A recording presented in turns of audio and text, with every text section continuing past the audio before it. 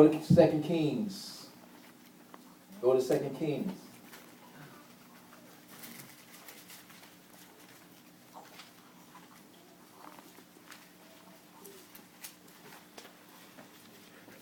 Four, 1 through 7. 2 Kings 4, 1 through 7.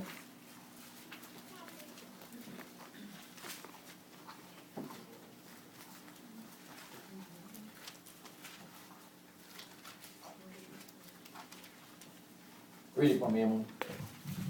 A certain woman of the wives of the sons of the prophets cried out to Elisha, saying, Your servant, my husband, is dead, and you know that your servant feared the Lord, and the creditor is coming to take my 2 sons to be his slaves.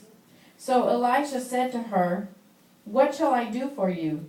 Tell me, what do you have in the house? And she said, Your maidservant has nothing in the house but a jar of oil. Then he said, Go borrow vessels from everywhere, from all your neighbors, empty vessels. Do not gather just a few. And when you have come in, you shall shut the door behind you, and your sons then pour it into all those vessels and set aside the full ones. So she went from him and shut the door behind her and her sons, who brought the vessels to her, and she poured it out.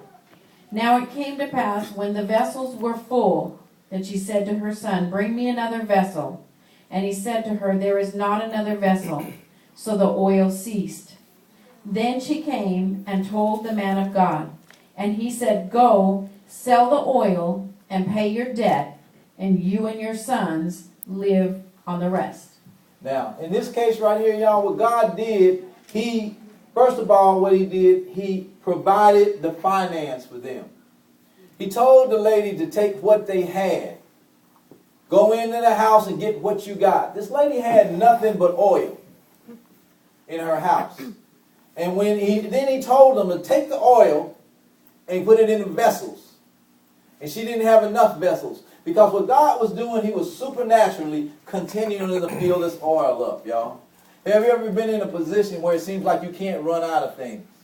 When we were kids, it seemed like we never ran out of food. We never ran out of a place to stay. We never ran out of anything. Because God continuously, supernaturally kept everything we needed. So as the Lord told her to do this, to get these jars, these vessels, and to fill them up. And she continued to fill them up until she didn't have any more to fill up.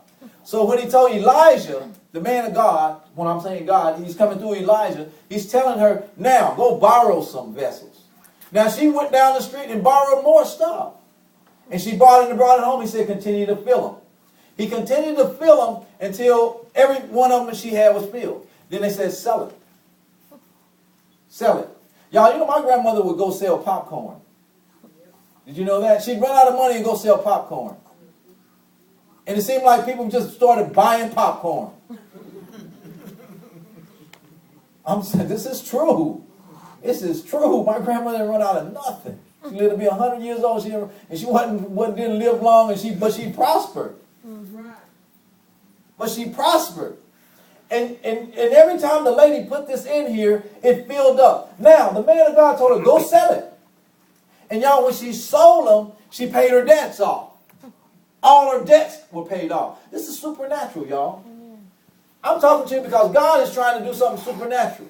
Y'all, sometimes we got to get off the world system and move on God's system. And then we got to trust him and believe he's coming through.